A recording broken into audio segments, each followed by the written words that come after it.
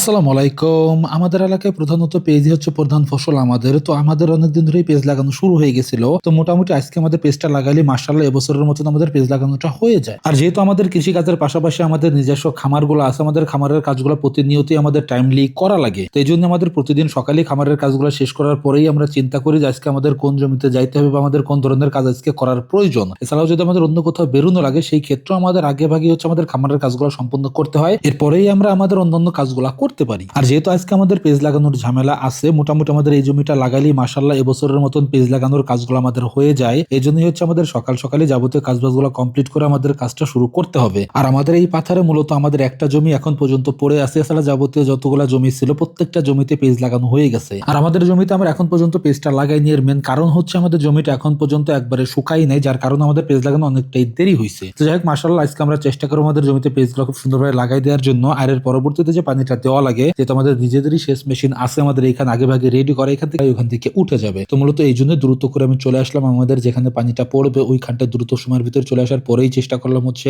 জাইলা যে নেটটা আছে, মূলত ওই নেটটা আমি আগে থেকে রেডি করে রাখছিলাম ওই নেটটা পানির ভিতরে দিয়ে দেওয়ার জন্য। এতে করে আমাদের ওইখান থেকে একটা চারা উঠবে না, প্রত্যেকটা চারাই সুন্দরভাবে ওইখানে থেকে যাবে। মূলত এই কারণে হচ্ছে এই জিনিসটা সবসময় করার চেষ্টা করি। তো যাই হোক, আজকের ভিডিওটা অনেক বেশি বড় করে ফেলাইছি। দেখা হচ্ছে পরবর্তী ভিডিওতে। আল্লাহ তাআলা যেন আমাদের খামার এবং কৃষিতে বারাকা দান করেন। ধন্যবাদ সবাইকে। আসসালামু আলাইকুম।